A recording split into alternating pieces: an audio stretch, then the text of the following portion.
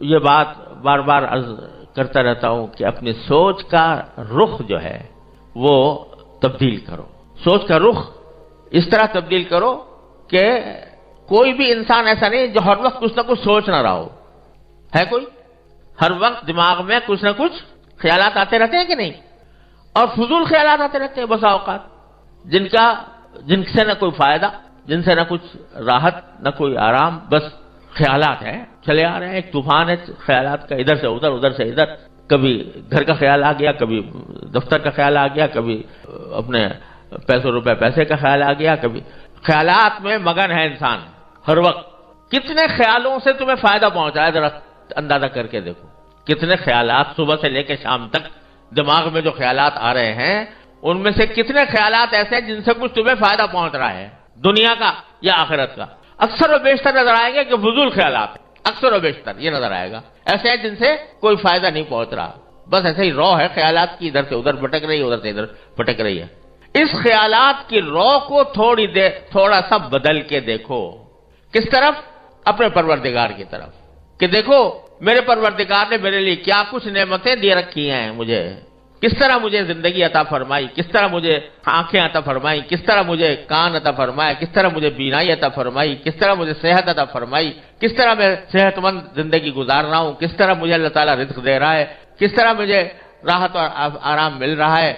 ان چیزوں کا تصور کر کے اللہ تبارک و تعالیٰ کی طرف دھیان لگا کر اس کی نعمتوں کا شکر ادا کرنے کی عادت ڈالو. جب کبھی یہ بات ہو جائے گی تو ہر لمحے ہمارا ذہن اللہ تبارک و تعالیٰ کی طرف متوجہ رہے گا کہ اللہ ابھی سردی کا موسم ہے، الحمدللہ آپ نے مجھے اچھے کپڑے دے دیے ہیں کہ جس سے مجھے راحت مل رہی ہے. یا اللہ سردی کے موسم میں چھت کے نیچے بیٹھے ہوئے ہیں، کہیں صحرا کے اندر نہیں. کتنے لوگ ہیں جو بیچارے کھلے میں آسمان کے نیچے ہیں، برف باری کے اندر. دیکھو شام کے لوگوں کا حال پڑھ رہے ہوگے، سن رہے ہوگے کس حال میں ہیں شام کے مہاجرین. تو ان کا تصور کرو اور پھر دیکھو اپنے آپ کو دیکھو.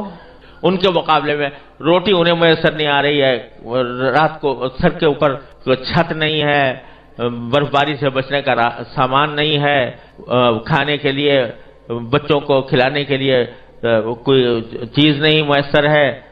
ان کا تصور کرو اور پھر دیکھو اپنے آپ کو. اے اللہ کہ آپ نے کیسا کرم فرمایا ہوا ہے مجھ پر کہ مجھے رہنے کے لیے مکان بھی آرام دے رکھا ہے. اے اللہ آپ نے مجھے کھانے کو بھی دے رکھا ہے. اے اللہ میرے بچے بھی خوش ہیں. اے اللہ میری تندرست بھی ہوں. اے اللہ نہ سردی سے پریشان ہوں نہ گرمی سے پریشان ہوں. آپ نے ہر چیز کا مجھے اہل دے رکھا ہے. ان چیزوں کی طرف دھیان جو بھٹک رہا ہے نا خیال ادھر سے ادھر، اس بھٹکے ہوئے خیال کو اپنے اوپر اللہ تعالیٰ نے جو نعمتیں عطا فرمائی ہے ان کی طرف متوجہ کرو.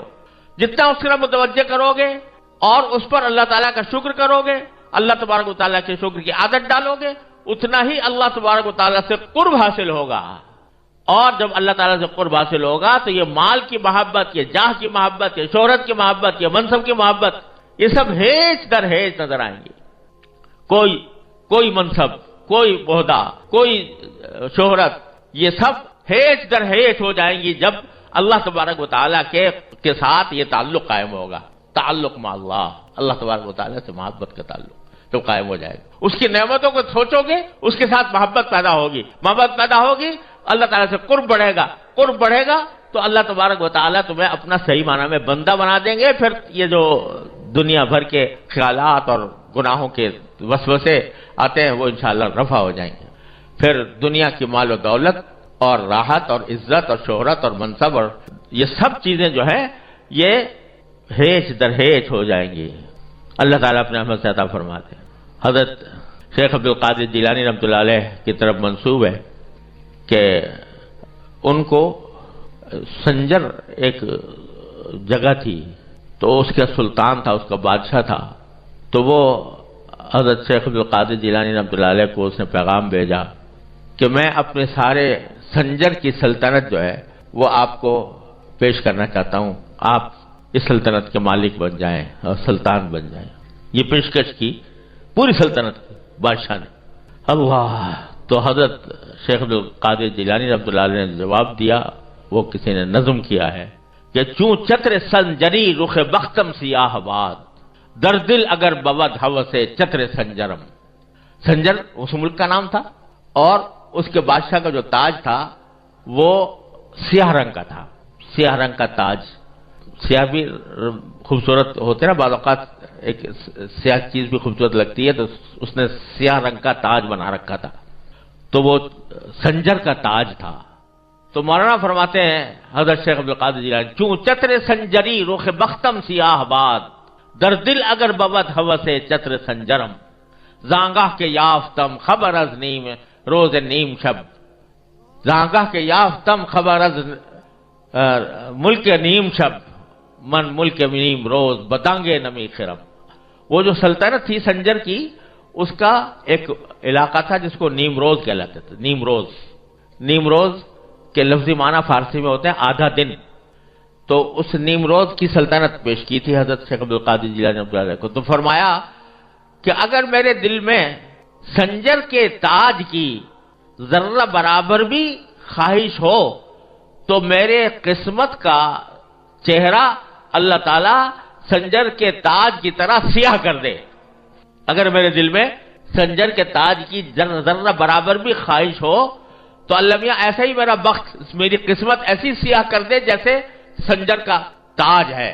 زانگاہ کے رافتم خبر از نیم ملک نیم شب، جب سے مجھے آدھی رات کی سلطنت ملی ہے، آدھی رات کی سلطنت ملی ہے، تو میں آدھے دن کی سلطنت کو ایک دمڑی کے عوض بھی خریدنے کو تیار نہیں. یہ نیم روز کے معنی تھے آدھا دن، اور وہ سلطنت تھا. تو نیم روز یعنی آدھے دن کی سلطنت میں ایک دمڑی کو بھی خریدنے کو تیار نہیں ہوں، جب سے مجھے آدھی رات کی سلطنت نصیب ہوئی ہے. آدھی رات کی سلطنت سے کیا مراد؟ کہ آدھی رات کے اندر اللہ تبارک و تعالیٰ سے تعلق جوڑ کر اللہ تعالیٰ کے بارگاہ میں کھڑا ہونا، اس کے سامنے عبادت کرنا، اسے تعلق جوڑنا، اسے دعائیں مانگنا. اس میں جو اللہ تبارک و تعالیٰ نے مجھے لذت اور حلاوت عطا فرمائی ہے اور اس کی جو سلطنت مجھے بخشی ہے، اس کے آگے نیم روز کی سلطنت کوئی حقیقت ہی نہیں رکھتی. میں ایک دمڑی میں بھی اس کو خریدنے کو تیار نہیں ہوں. تو اللہ تبارک و تعالیٰ جب اپنی ذات سے تعلق عطا فرما دیتے ہیں تو پھر کوئی دولت، کوئی حشمت، کوئی حکومت، کوئی منصب، کوئی جاہ وہ آدمی کے سامنے پرے کاہ کی بھی حیثیت نہیں رکھتی. تو راستہ کیا ہے کہ سوچ کا رخ موڑو. سوچ کا رخ موڑو. کس طرح موڑو؟ اللہ تبارک و تعالیٰ کی نعمتوں کی طرف، اس نعمتوں کا شکر ادا کرنے کی طرف، اپنی حاجتیں اس سے مانگنے کی طرف. یہ جو دن رات شیخ چلی کی طرح منصوبے بنا رہے ہو، وہ اس منصوبوں کے بجائے اللہ تعالیٰ سے مانگو، یا اللہ مجھے فلاں چیز کی ضرورت ہے عطا فرما دیجئے، یا اللہ مجھے آپ نے اتنا کچھ عطا فرما رکھا ہے، پہلے میں اس کا شکر ادا کرتا ہوں اور پھر جو مجھے مطلوب ہے اللہ اس کو آپ سے مانگتا ہوں.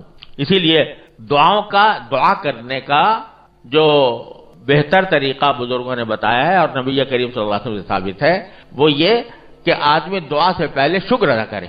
الحمدللہ رب العالمین پہلے کہے. کیا مطلب؟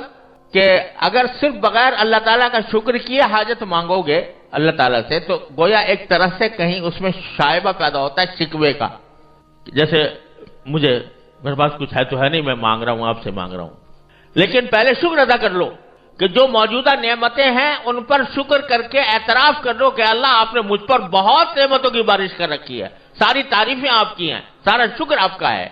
پہلے شکر کر کے اللہ تبارک و تعالیٰ کے نعمتوں کا اعتراف کر لو، اور اعتراف کر کے شکر ادا کر کے پھر کہو کہ یا اللہ بہت کچھ دے رکھا ہے لیکن یہ حاجت ہے میری، یہ حاجت بھی پوری فرما دیجیے.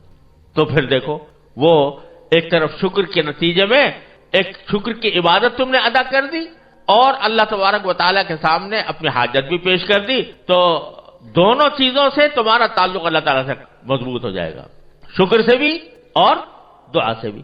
تو اپنی سوچ کا محور، سوچ کا مرکز، سوچ کی لہر وہ اس طرف کرو، شکر کی طرف اور دعا کی طرف. اے اللہ جو نعمتیں آپ نے دی ہیں اس پر شکر، اے اللہ فلاں چیز کی حاجت ہے مجھے عطا فرما دیجیے. اگر یہ سوچ اور یہ بات جس طرح زبان سے، یہ شکر اور دعا یہ جس طرح زبان سے ہوتی ہے اسی طرح دل سے بھی ہوتی ہے. چلتے پھرتے دل میں یہ کرتے رہو، یا اللہ میں باہر نکلا تھا آپ نے اچھی سواری عطا فرما دی، اللہم لک الحمد لک الشکر. یا اللہ بیٹھ گیا ہوں مجھے منزل تک آسانی سے پہنچا دیجیے. یا اللہ میں گھر میں داخل ہونے والا ہوں، گھر والوں کو خیر عافیت سے پاؤں، اچھی حالت میں دیکھوں، کوئی برا منظر سامنے نہ آئے. اے اللہ جب میں گھر میں داخل ہو گیا سب کو اچھی حالت میں پایا، یا اللہ آپ کا فضل و کرم ہے، آپ کا شکر ہے، اے اللہ ان کے درمیان محبتیں قائم رکھیے، اے اللہ ان کو آپ اپنے دین دنیا کی ترقی عطا فرمائیے، صلاح و فلاح عطا فرمائیے۔ غرض کون انسان ایسا ہے جو حاجتوں میں جکڑا ہوا نہیں ہے؟ تو ایک طرف اللہ تعالیٰ کی نعمتوں کا شکر ادا کرتے رہو، دوسری طرف اللہ تبارک و تعالیٰ سے اپنی حاجتیں مانگتے رہو۔ یہ اپنی سوچ کا رخ اس طرف موڑ دو، اس طرف موڑو گے تو جب اس طرف یہ سوچ کا رخ مڑے گا تو یہ جو شیطان دل میں ڈالتا ہے، مال کی محبت ڈالتا ہے، اس سے بخل پیدا ہوتا ہے اور ناشکری پیدا ہوتی ہے اور ناجائز کاموں کی طرف دھیان ہوتا ہے، یہ سارا دھیان مڑ کر اللہ جل جلالہ کی طرف چلا جائے گا انشاءاللہ۔ اس کی فکر چاہیے، اللہ تعالیٰ مجھے آپ کو سب کو اس کی فکر عطا فرمائے۔ شکر کی کثرت، اللہ تعالیٰ کی نعمتوں کا استحضار، اس پر شکر کی کثرت، اور اپنی ہر چھوٹی بڑی حاجت اللہ تبارک و تعالیٰ سے مانگنا، مانگتے رہنا، بس یہ کام کرنا، تو دیکھو انشاءاللہ کیا سے کیا ہو جاتا ہے۔